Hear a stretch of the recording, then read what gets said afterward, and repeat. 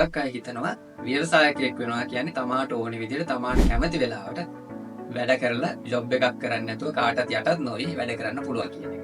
නමුත් ව්‍යවසායකත්වය කියන්නේ සම්පූර්ණයෙන් වෙනස් කතාවක්. Harvard Business Review ලිපියක පළ වුණා සාර්ථක ව්‍යවසායකයන්ගේ සාමාන්‍ය වයස අවුරුදු 45ක් විතර එනවා කියන්නේ. මේකට හේතුවක් තියෙනවා. ඒ කියන්නේ තරුණ අයට ව්‍යවසායකයෝ වෙන්න බෑ කියන එක නෙවෙයි. මොකද අවුරුදු 45ක් වගේ සාමාන්‍ය වයසකට එනකොට ඕනෙම පුද්ගලයෙක් තව කෙනෙක් යටතේ වැඩ කරලා තියෙනවා. තව කෙනෙක් යටතේ වැඩ කරනවා කියන්නේ තමාට අත්දැකීම් ගොඩක් ලැබෙනවා කියන එක. තමාට තමා කරන රැකියාව පිළිබඳ විශේෂඥයෙක් වෙන්න පුළුවන්. ඒ කියන්නේ මේ පිළිබඳ අනිත් අයට වඩා දැනුමක් ලබා ගන්න පුළුවන්. ඉතින් තව කෙනෙක්ට වඩා යම් දෙයක් පිළිබඳ හොඳ දැනුමක් තියෙනවා නම් ඔබට පුළුවන් ඒක ඔබේ ව්‍යවසායකත්වයට හරව ගන්න.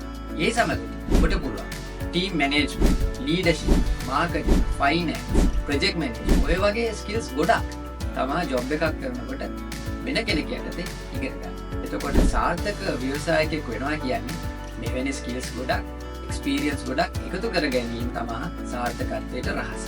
ඒ නිසා ඔබටත් ව්‍යවසායකයෙක් වෙන්න ඕනේ නම් ඒ පිළිබඳව ආසාවක් තියෙනවා නම් මං හිතන්නේ පටන් ගන්න හොඳම තැන තමයි තව කෙනෙක් යටතේ වැඩ කරලා තමා ආස ක්ෂේත්‍රයේ වැඩිපුර දැනුමක් ලබා ගැනීම. එහෙම වුණත් ඔබට පුළුවන් සාර්ථක ව්‍යවසායකත්ව ගමනක් යන්න.